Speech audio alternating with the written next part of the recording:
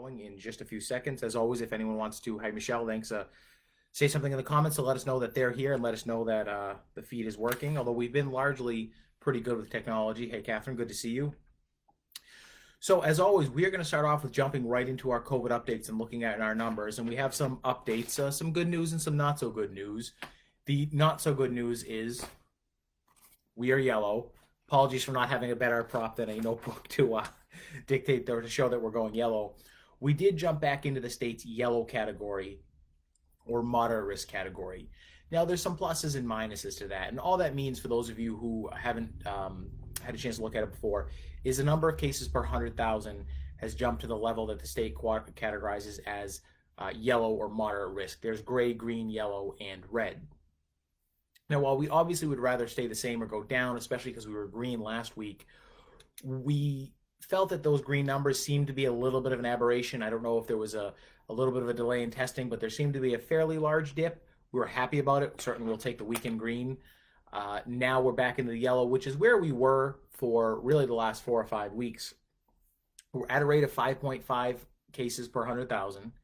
We've been as high as 6.7, so we're sort of average, at least numerically, over where we've been. But I do caution everyone, these numbers can really be impacted by a handful of cases. Last week's case count dropped a little bit, which dropped us into green. But if we had, I think it was rounded 2 more cases for last week's numbers, we actually would have been likely still in the yellow. So good in green, we're still doing good in yellow.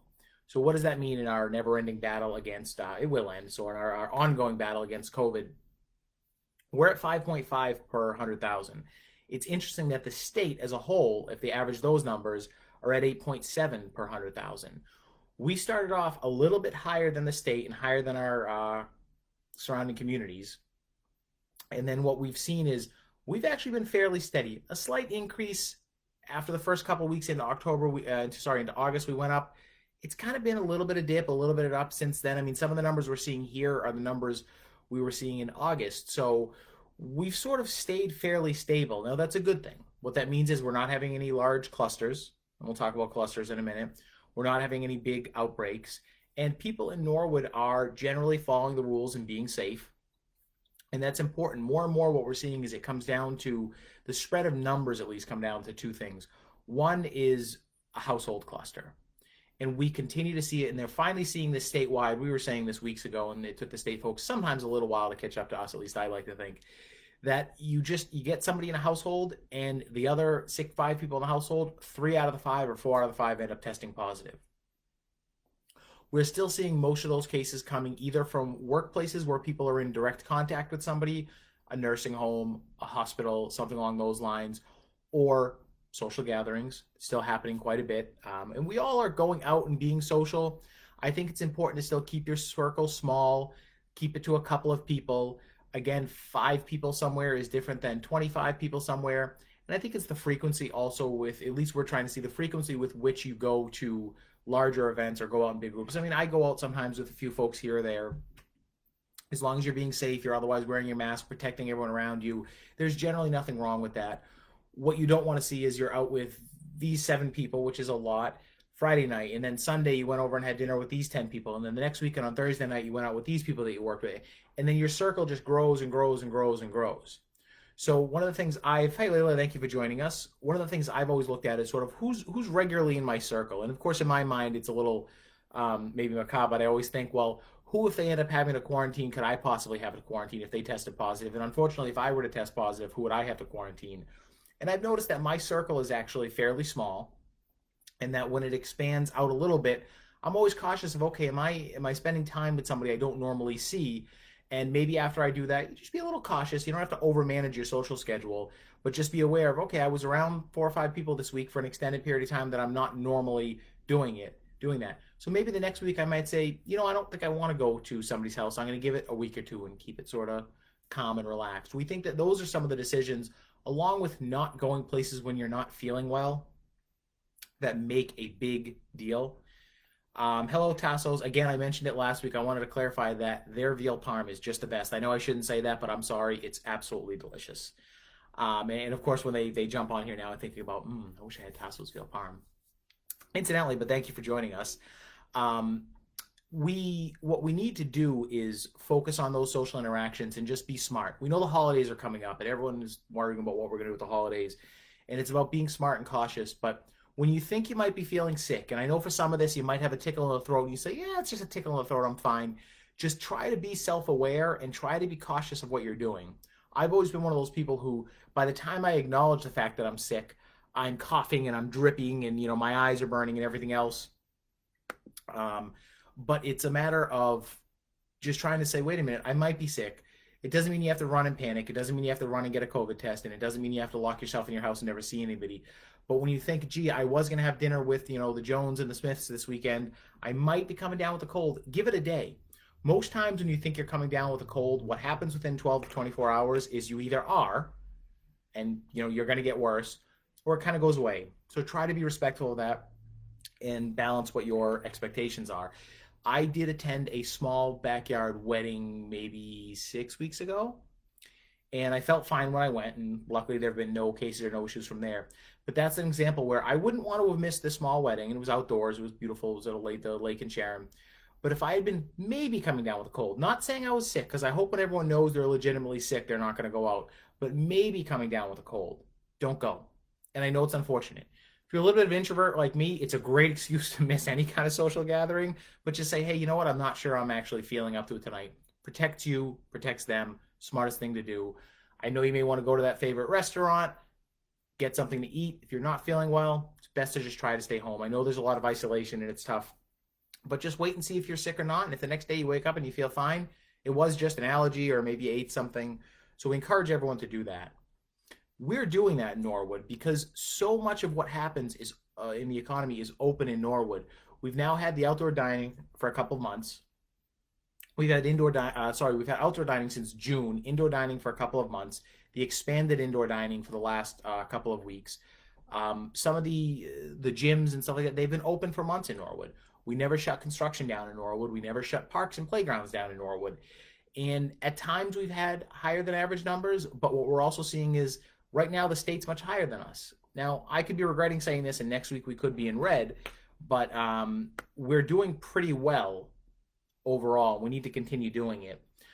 Question from Catherine about potential updates with having additional testing in Norwood. We are working with Norwood Hospital on a bringing in sort of a trailer, if you will, and being able to do testing. We've identified the grant funding available. We've identified an agreement with the hospital. We're working with them. What we're trying to work out now is some of the sort of the logistics of notifications. And one of the problems with the notifications is it works fairly well when you're positive, but there's not a great system letting people know when they're negative. So we want to be able to get that information to folks as quickly as possible. It's also possible that workplaces sometimes have a case and they're supposed to let our public health department know, but we don't necessarily know right away when it's a case in another community. One of the other issues, so somebody who lives in another community and works in Norwood, one of the other issues we want to address before we even ramp up the testing, and we feel that this is probably going to end up not only getting done but ramping up quite a bit, is usually a person is notified slightly before public health is notified. So you'll get that call from your doctor, and then it's supposed to be an almost simultaneous process. Well, some people, when they get that notification, start calling people. Worst thing you can do, call your employer and let them know right away. And then you'll get a call from public health, and they'll direct you what to do from there. We've had a couple of cases where somebody's gotten the case, got the call that they're positive, and they're looking to do the right thing, and they start calling everyone under the sun saying, oh my God, I was positive, you need to quarantine, you need to do this, and then the phone lines jam up, and then by the time the health department gets to it, rumors are out there and everyone's worrying who's this and who's that. We got to let public health do their job. They will get to everyone. They will do a great job. So I don't have an update on when we'll have an additional testing site up and running, but we're looking to get one done with Norwood Hospital as a partner. We've had 2,500 tests in the last 14 days, so our testing numbers still seem to be holding pretty high at really averaging probably 150 tests a day. Milton and Canton are both in the red. Now, Canton more so than Milton, it's interesting. They are in the red. They are not a dense community like we are. We have a lot of dense housing. We have a lot of multifamily housing, and that's not just a few large apartment complexes we have. We have 5,000 rental units in Norwood, and realistically, less than 2,000 of them are in big complexes. Most of them are the 2 and 3 families. So given our demographics, given our setup, you have towns like Canton in the red, and they don't have, they have Massasoit, but they don't have a residential college, they don't have a prison, which are some of the issues other communities are facing. So that goes to show that it can really happen to any community. And given our demographics, given that we have a busy workday population, we are where we are and haven't gone into the red column yet is actually pretty good given that the state is in red. Great question about Halloween, Bob. We'll talk about that in 1 second because the one other statistic I want to let everyone know that's a little interesting about our rates is overall, since this began with our 707 cases, the average age has been 54.1. However, the last 30 days, the average age has been 37.9. So the average age, and you're seeing this around the state and the country, is dropping to a lower average age overall. I don't know to say what extent that's a good thing or a bad thing, but it's interesting to see. It's showing us sort of where the spread is. Now, it's possible that early on in March and April, you just didn't have a lot of folks on the younger side getting tested. Maybe you did. Testing was a little bit more difficult to get back then. So that's an interesting little statistical note we have. Ronette, I'll disappoint you early on to say that no further updates on the hospital at this point. As I had said last week, they're between a rock and a hard place. They're waiting for their insurance company to come forward and say this is what the building needs and this is what we're going to pay for, which will sort of determine what they need and what they can do. The particular challenge being that in Massachusetts, under the building code, anytime you renovate a building and the cost of renovation exceeds 33% of the value of the building, it triggers code compliance. Hospitals having very strict codes, very strict renovation costs. And then there comes a point where if you've got to bring a building up to code, sometimes a building, even if it otherwise appears to be in good condition, to bring it up to code, you're almost going to knock it down and tear it and start all over from the beginning. The average home in America is never actually up to code because code requirements change every year. But if you were to do a major renovation in your home, you need to bring it up to code. There may be codes about how wide a doorway needs to be. Well, if your house happened to be built before that code, you're not going to go in and widen a doorway in 1.5 inches. So, but when you trigger that threshold on a commercial property, it ends up causing a challenge. Halloween, which is on my updates for Bob, I know that there's some towns out there sort of banning Halloween. We're not banning Halloween. There's really no way to ban Halloween. What we're encouraging everyone to do is if you are choosing to participate in Halloween, first and foremost, no parties, no haunted houses. Those are events where I don't want to call them super spreader events. That term is really designed for something with hundreds or thousands of people at it. But there are events where there can be a lot of spread and there can't be a lot of control there. Trick-or-treating is fine if everyone wears masks, and I make my joke every week, you need to wear a cloth mask or whatever your mask happens to be, a paper mask, and a Halloween mask. I guess you don't have to wear a Halloween mask, so don't just put on your Ninja Turtles mask or something like that and think that counts as wearing a mask to prevent you from COVID. Keep it in your neighborhood. Try to keep your family together. I know sometimes everyone likes to call the cousins from other towns and other friends and families, and everyone gets together and trick-or-treats together. If you want to do it, please just try to keep it to your family. Try to keep it to your neighborhood. Stay safe. Kids go up, open the bag, put the candy in. That's if you don't want to put out a tray with some little bags and just kind of monitor it from afar and have kids come up and be respectful and just grab, one little baggie of candy. I know we all joke about, man, when we were kids, if you just put the candy out, we would have taken it all. We've all done that, but the world's a little bit different. The fun of trick-or-treat is really the younger kids going out and enjoying it. If you are opening your door for trick-or-treaters, please wear a mask. You're required. You should be wearing a mask anytime there's an interaction. Even though that interaction is generally going to be quick enough that it shouldn't cause a problem, we ask that everyone wear a mask. Please be safe. We can do Halloween in a safe manner. And if you don't want to participate, simply don't participate. It's that unspoken rule in America that turn your lights off and have your door shut, and generally people realize not to go trick-or-treating to your door. The rec department will be doing a great trunk or treat this year. They're doing it at the Boston Skating Club, so they have additional space to spread out. So that's also an option if you're looking for some Halloween activities for Halloween. But it can be done safely, and we're confident of that. Now, every week we monitor our numbers. If they were to jump dramatically, we might issue a recommendation saying, hey, maybe you should cool it down, maybe you should play it cool. But we've really got to look at the data if our numbers were to go up. We don't have a college in town to cause a data issue. Luckily, we don't have a prison in town to cause a data issue.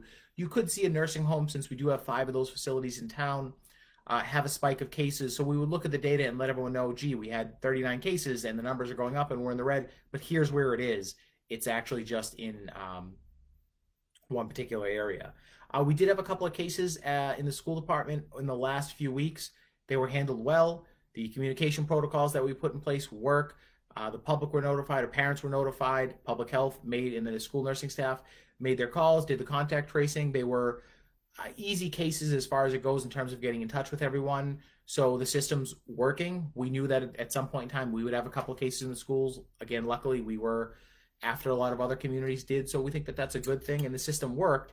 And I think it shows that because we'll be dealing with COVID for a while, and I'm confident there'll be a vaccine soon, that we can operate safely under these guidelines, follow safety protocols, and keep living lives to the best we can while keeping people safe and keeping things in the community moving. Deborah brings up a great point. Public ice skating. So what we're looking at doing, and we've gotten the support from the Board of Selectmen, assuming we can find the money to do it, which is always a challenge, is that we would do synthetic ice likely on the theater parking lot, and we haven't decided on that formally yet. This winter, we'd like to have it up and running right after Thanksgiving, and have it run through probably February. So we're getting quotes now. We've got to identify a funding source and see if we can move some grant money around and what we have available depending on the cost. And the idea is it would just be sort of an open skate on synthetic ice in the winter. We'd like, if we can find the funding, to be able to actually buy it, and then we could set it up at different times throughout the year. We'd originally looked into whether we would go with one of the companies that do sort of the backyard rinks, but on a larger scale. They do one at Foxborough. That requires renting a chiller, which adds considerably to the cost, and we're looking at the synthetic being probably about a third of the cost of doing it otherwise, as well as where you locate that chiller brings a noise issue. It brings a electric connectivity issue, and there were certain places we couldn't make it work. So we're looking at the possibility of doing it looking like the theater lot, although still to be determined in an exact location for the winter. And it would just be some public outdoor skate, and it would be on synthetic ice, and people would have hopefully a good time. Try to bring some activity downtown, give folks something to do that's outdoors. You can bring the little kids, and we'll find a place to do skate rentals. And most of these companies that do this give you the option of, here's some skates and you can go get skate rentals. It's not for competitions or anything like that. It wouldn't be for people to play. We might do registrations through the rec department if you wanted to have a little bit of registration time this winter, really, just to try it out, see if it works. It may be that 4 people a day do it, nobody does it, nobody's interested in it, but we're looking forward to it as possibly being able to do it for a nice amenity in Norwood Center for the wintertime. We're looking at whether we can put a couple of those lighted igloos on the common as well. You'll see them at different restaurants and places. Those would be cool if we get them up, just to sort of add to the activity and convince people to continue to come out safely. We all know we sort of go into hibernation in the winter, and a lot of things shut down anyway. This being the first winter of COVID, we don't know what that's going to bring. We want to make sure people are still supporting local businesses and going out safely to restaurants and enjoying them. So hopefully good things to come for the winter. We'll enjoy ourselves one way or another as we continue trying to support the local businesses and keep things going. We know that COVID will end. There will be a vaccine, and life will return to whatever the new normal is. And I think there's going to be a lot of good that's come out of it. It's sad that it came at an economic devastation. It came at the cost of lives and livelihoods.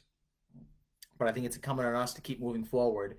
We've been in business 148 years in the town of Norwood, and we're going to keep going, and we're going to keep making things better. So I think this winter we'll have some cool things going on, and hopefully the center will continue to thrive. And I keep telling everyone the goal is, let's think of next summer. There's a vaccine by then. Folks have gotten vaccinated. We want all the restaurants and bars all over town to be busy, and we want the center to be busy again. We're probably going to keep Central Street the way it is through November. We keep sort of thinking, I guess at least I do, we all keep thinking, oh, well, the season's over, and then we get another warm day. And just today I was driving through the center of town, and there were 3 or 4 people at sitting out, 3 or 4 tables sitting outside at Limey's. And it's like, a week ago when it was cold, we wouldn't have done that. And all of a sudden the weather gets nice and folks do it. So we're actually meeting with restaurants tomorrow to talk about how we're going to wind it down, knowing that it won't really be successful in January and February, but also how we get it wound back up in March or April, and how we pick a date then to make it work, because we're already thinking we can't wait till next summer. We now got the music on the common. We're going to have Central Street. We're going to have all the outdoor dining and everything. And hopefully we'll have some parklets in a few places in South Norwood and in the center. Hopefully once all these things are, once we're through COVID, it's going to be an even better center. And we're going to draw even more people in from the surrounding area. We've got plenty of parking. We redid the parking lots. It's just a lot of things happen to be coming together, and we're going to keep doing it. We're all for outdoor dining next season. Hopefully the state makes it easy for us to do. There's sort of two ways to achieve everything we did this year. One of them is the state extends through the following calendar year their sort of declaration that it makes it easy for us to do.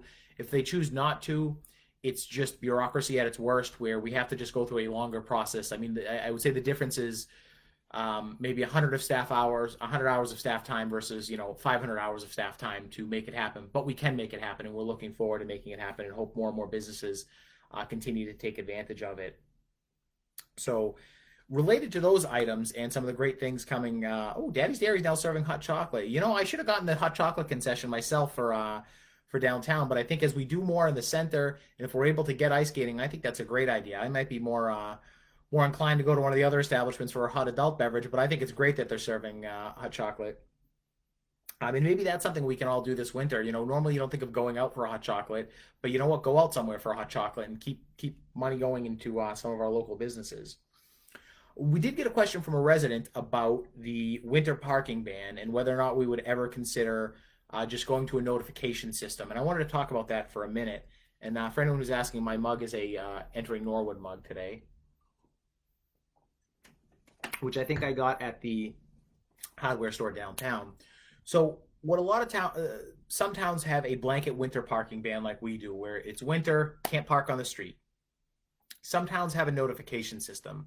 Some of the towns that have a notification system are, the challenge with that is they're notifying people to park on one side of the street or the other. Some towns do it where, hey, there's a snow emergency, get your cars off the road. There's a couple of challenges about changing a system, and we're going to always look at it. We sort of look at it every year.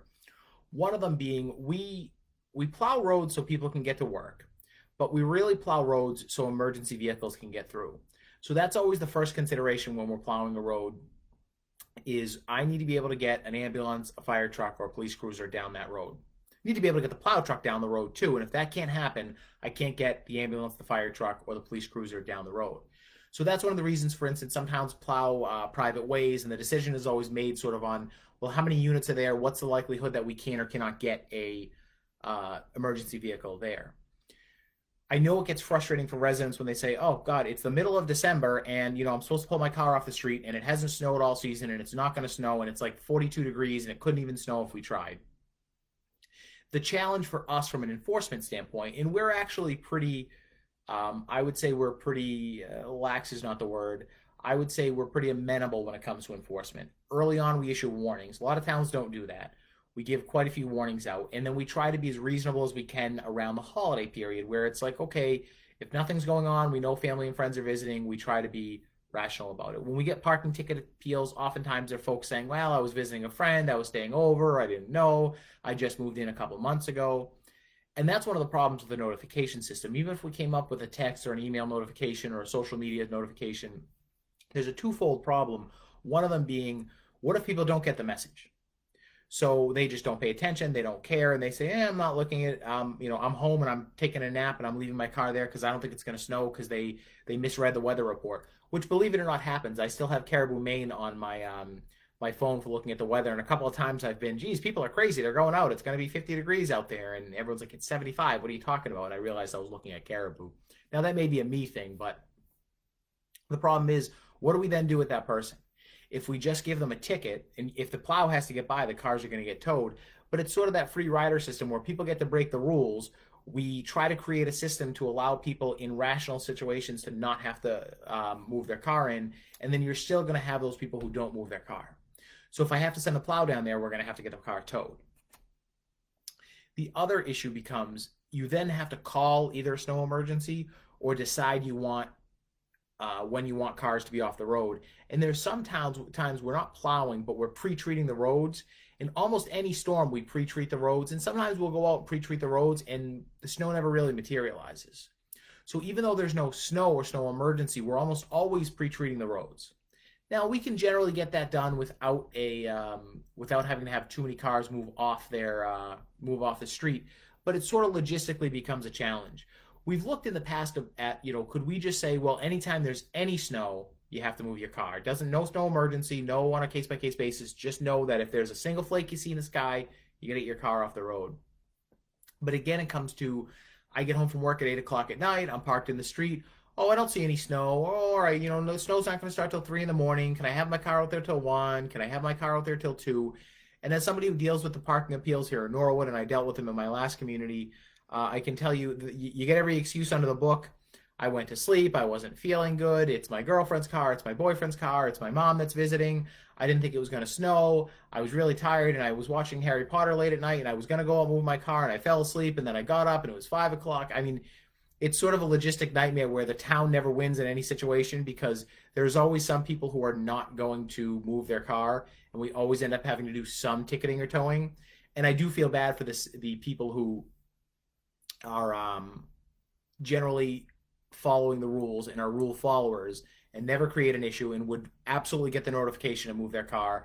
One of the other issues is not that you would need to necessarily move your car in an emergency, but we send out that emergency at 8 o'clock. Hey, snow emergency has been declared. Get your cars off the road. And folks don't do that, or they don't get the message.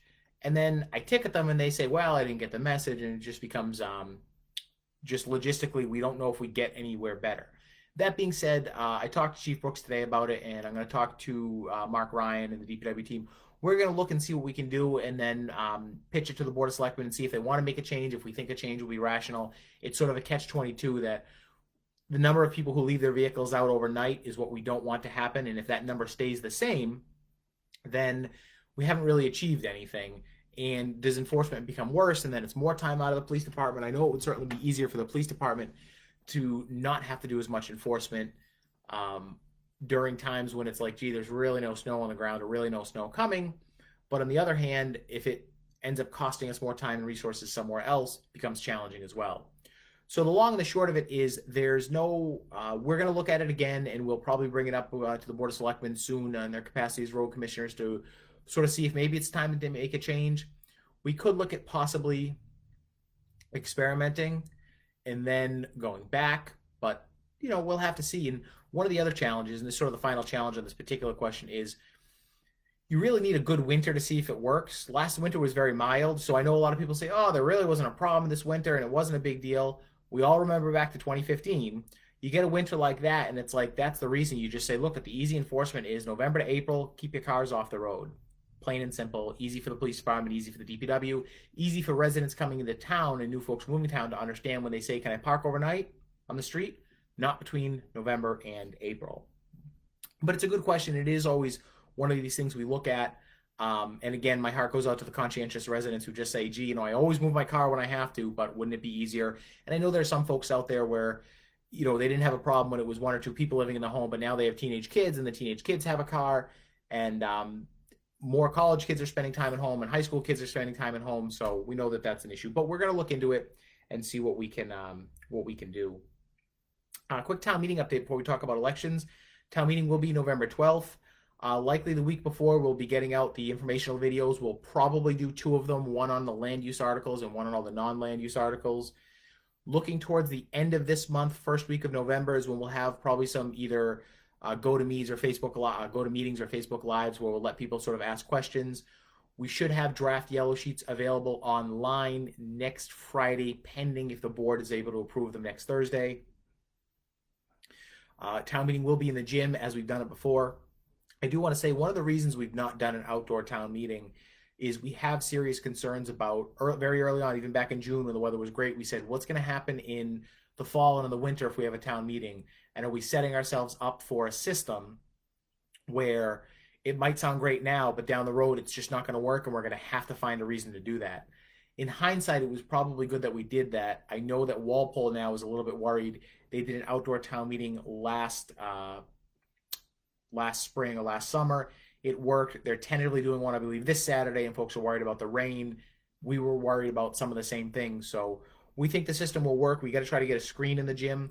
For those of you who are town meeting members, and I know we're sometimes late in getting information out, but the better you can read the information, digest the information, email any town staff about questions about the ordinances or any of the bylaws or anything we're passing.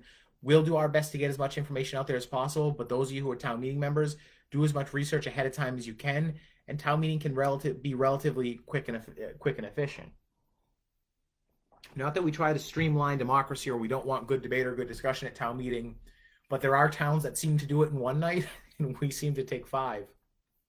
And I guess that's good as long as people are enjoying themselves and feel vested in the process. We are tentatively discussing the possibility of sort of restructuring how we schedule a town meeting. We're doing our capital plan in the fall, and we'd like to actually move to doing our capital plan every fall. The reason being, it gives us a better construction season, particularly with DPW for water work and road work. When we get an appropriation in May for the following fiscal year, we're always sort of rushing to get everything out to bid and rushing to get projects done before construction season ends.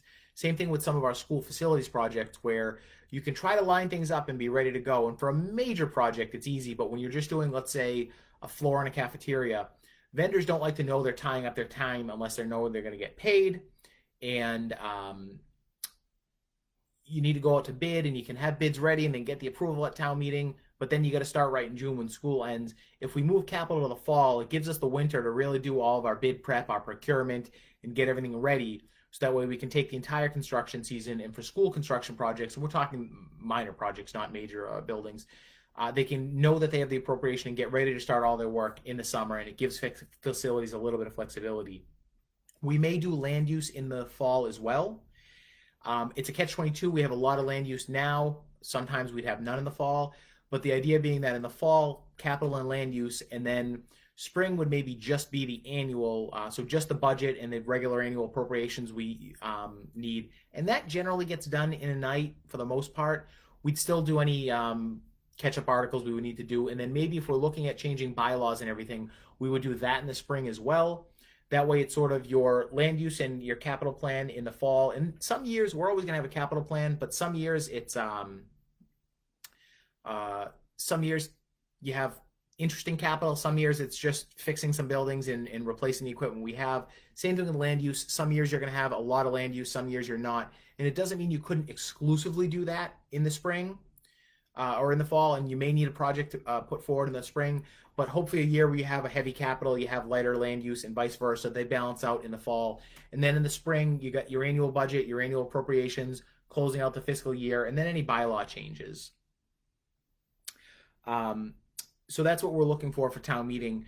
A question from Julie: is there any better way to reach town meeting members who are not on Facebook or online to give them more notice that these video info sessions will be available?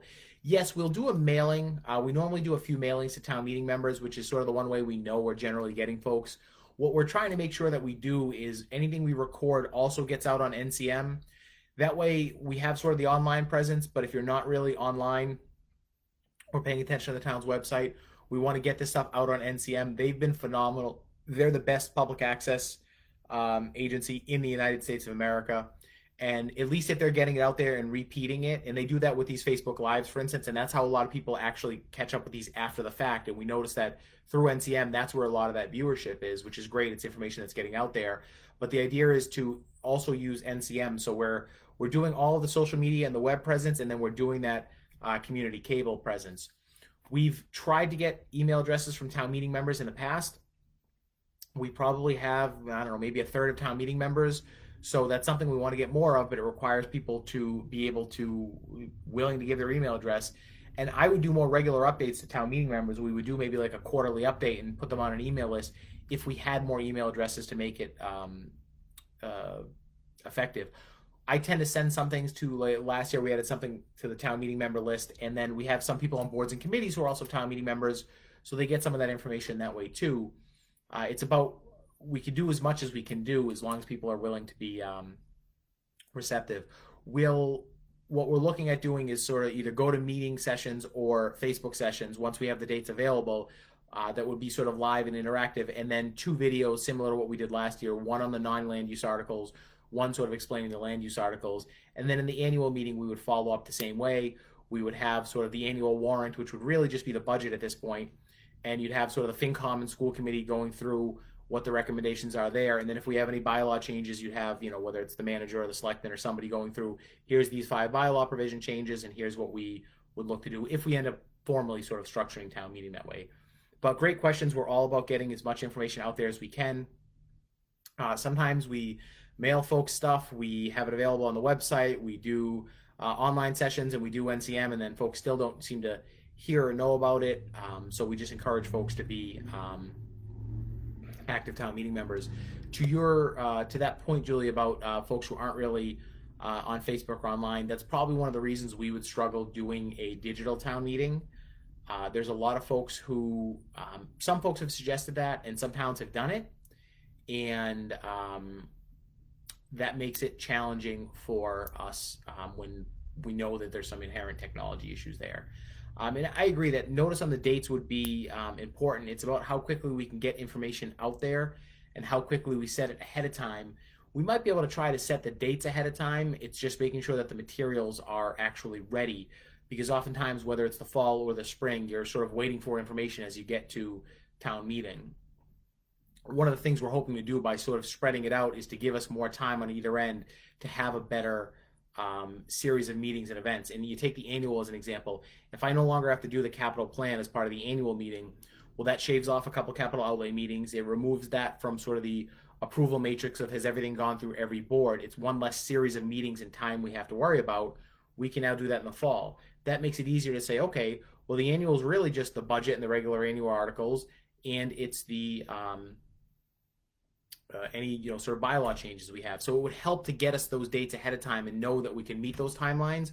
Whereas now, when we're doing most things in the spring, and in this year we're doing a lot in the fall because it's kind of a unique year, it's tough to say, all right, well, 6 weeks ahead of time, 8 weeks ahead of time, these are the dates for the sessions, because we don't even know what's going to be on them, and trying to plan for them when you don't know what you're going over makes it difficult. And you could do a generic, town meeting information session 1 and 2 Q&A, but we want to make sure that they're of sufficient quality that it's worth people's time actually going to. So we're always reforming a little bit on the edges of the town meeting to try to make it more efficient. We think spreading the schedule out is going to be particularly helpful, at least going forward. This is kind of a weird fall town meeting where we've got a lot of articles that we wouldn't normally have this many, because quite a few were kicked off from the spring. Election update. Very, very important election information. Early voting begins Saturday. The 17th from 8 to noon, and then the 18th from 8 to noon, early voting. October 24th is the deadline to register to vote. October 24th is the deadline to register to vote. October 24th is the deadline to register to vote. So please, if you have not registered to vote, register to vote. October 24th is the deadline.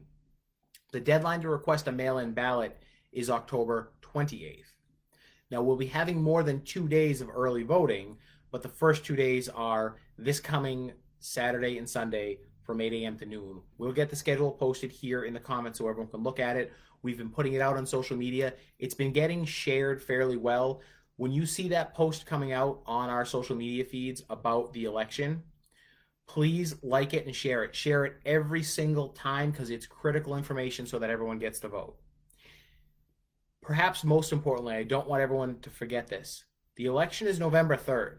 You can go to your polling place and vote on November 3rd. If you've requested a mail-in ballot, you're not required to send that in. You can still go to the poll, but what that does is it creates a lot of work and headaches for the clerk's office. So if you've gotten a mail-in ballot, please fill it out and send it back in. We'd like to break some records this year and every year with voting. Voting's important. The joke has always been vote early and vote often. And I guess now you can actually vote early. For a long time, you couldn't do that. So vote early and vote often. You're only allowed to vote once per election. So again, we're also at the polls where you still can vote. If you're not sure about mail-in voting, if you're not sure about early voting, you just want to go to the polls and vote, you can do that. It'll be safe. We have our no-touch election again. Workers will have PPE. They will be behind plexiglass. And it'll be a quick and efficient process. It'll be cleaned and sanitized the same way it was before. Our facilities team has done a great job getting everything ready for for school to open and for the elections. So if you're not sure about early voting, mail-in voting, please, please, please, you can come to the polls on November 3rd and vote. You will vote at your normal place. Early voting, incidentally, is at Memorial Hall. That is under the big bell tower at Town Hall. So that's sort of the part of Town Hall that looks like a church. That's the only door that's open. And all the signs and all the other doors are directing people there. And that's where you will go for early voting. We are going to be doing robocalls about early voting, and I would anticipate realistically a couple of weeks until the election, and then we'll do a few right before and up the election. We're trying to schedule them so that so that town staff are aware when they happen. We'll repeat the messages on them, because we do get a complaint sometimes that by the time your voice message, or I don't know if anyone still uses answering machines, but if they do, by the time that it picks it up, it's you're getting in the middle of a message, and it's actually Kevin Grasso, the EA at the police department, whose voice you hear on them, and you're getting in the middle of the message, and people are always calling us saying, "What was that message about? What was that message about?" So we're going to try to repeat the message twice when we say it, so people can hear the full message. But we're going to stagger them so we can give updates and information, and then not have it run into getting multiple calls with different information. So again, early voting starts Saturday, 8 to noon. The deadline to register to vote is October 24th. The deadline to register or to request a mail-in ballot is October 28th. The election is November 3rd. So we encourage everyone to please vote. Kudos to our clerk's office for doing an incredible job. We have received over 7,500 mail-in ballots. If you have any idea how much administrative work that requires, they have been working nonstop. We've pulled staff from other departments to help them out. Chris and Adeline, our fall interns in my office, have been helping them out, sometimes 20, 30 hours a week. Pat Schick, who works the switchboard in my office, has been working every day, all day long, in addition to taking 150 to 200 calls a day, helping with the election. So we are pulling all resources in from all areas to make sure that we have everything we need to make the election fair and safe, and to make sure it's efficient. But it couldn't happen without the clerk's office staff and Mary Lou Follen, our town clerk, and the great job that they do. I looked it up. There's like a Municipal Clerks Week sometime in May. I think we're just going to declare Town Clerks Day when this is all over. And certainly Mary Lou and her team deserve the recognition for that. We do have the clerk's office closed after noon, and the reason for that is so they can focus 100% on the election. You can leave them a message, they'll get back to you. You can email them at clerk@norwoodma.gov, but that is so they can focus 110% on this election and making sure it's free, fair, safe, and that our numbers get in. And we're looking forward to it. We know that there are going to be record numbers. There have already been record numbers. The idea of 7,500 mail-in ballots is unheard of for us, mainly because it's a new process, but it's an enormous amount of work, and we are putting all efforts we can towards this election to make sure it goes well. And I'm confident, even though we have to adjust our numbers up to 2 days after for mail-in ballots, we'll generally know where our numbers are with the election by the end of the night, because Mary Lou and her team are fantastic at what they do. In the town, sort of our managerial approach to it has been, we'll spare no expense and no resources in making sure the clerk's office gets what they need, and that we're putting the need of the election first. I mean, we've delayed work on town hall, we've delayed projects in the town, we've moved things all around, all based on what's the most important thing to make sure that the elections get all the resources that they need. So kudos to Mary Lou and her team. Question for Sheila, are we in the red? No, we're in the yellow. We did go from green to yellow, but we'd always sort of anticipated that we would be in yellow. Our dip into the green was sort of like 2 cases under that got us into green. So we've always kind of been in that yellow category, but we're still below the state average. Canton and Milton recently popped into the red. So we're doing well. And as long as we hold here, we're okay holding here. One of the other reasons we're okay holding here, although of course we'd like to see numbers go down, is our positivity rate is still, it was just a little up from last week, but it's 1.27. So that's still a low positivity rate. The state's rate, I believe, is again in the high 3s for their positivity rate.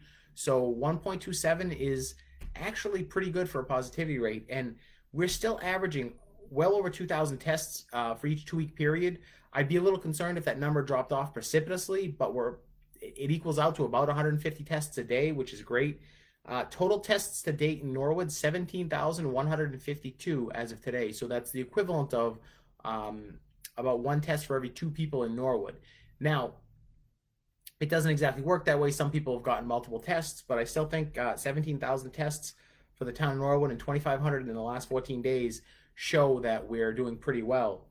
One thing that's actually a little interesting, and it's not necessarily statistically significant yet, but if you look at our case count for the last 30 days and compare it to the 30 days prior to that, it's actually lower for the last 30 days than it was for the 30 days prior to that.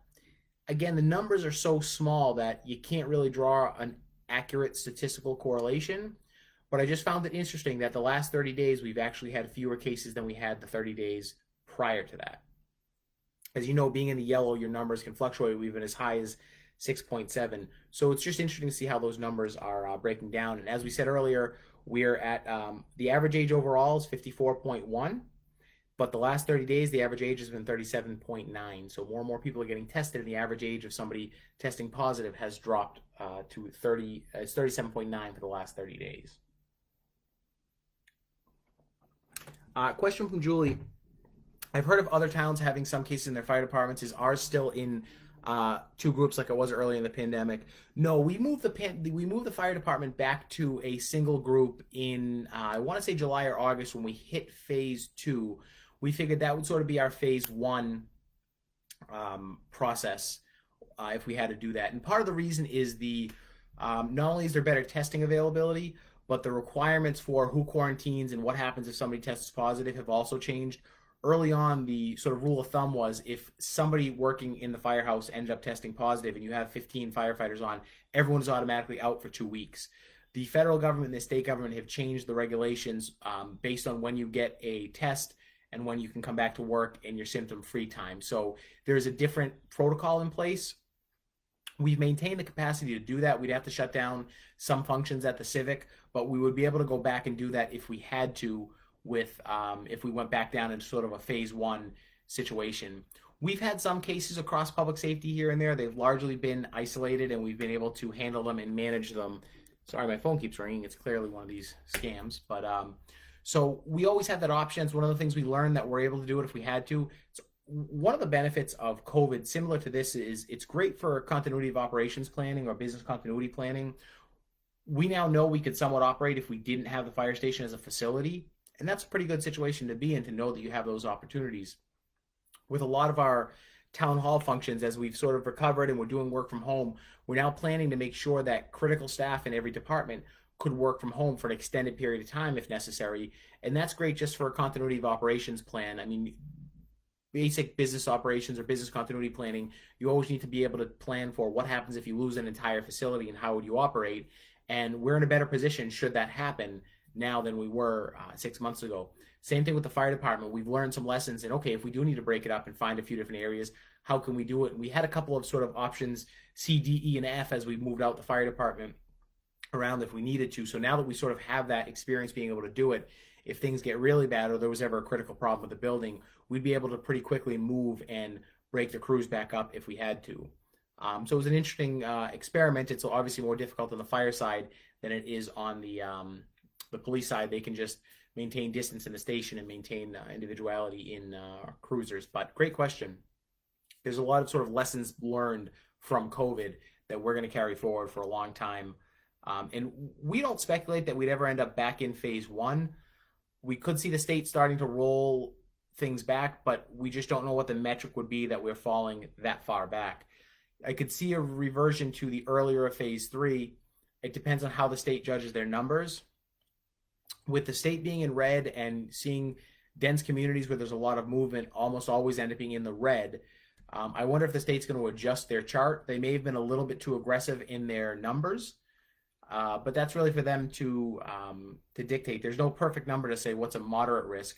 I don't think it makes sense to all of a sudden say, well, let's just adjust it so that every town that's in red is now in yellow, and everyone that's in yellow is in green, and everyone that's in green is good to go. But the state may have been overly aggressive in picking their numbers. And it's just an analysis of an idea to give you what's going on in a particular community. I think we also, as I've said before, we always want to make decisions on the data. I do feel bad for North Andover, and in particular Middleton. Middleton right now has the highest COVID rate in the state by far.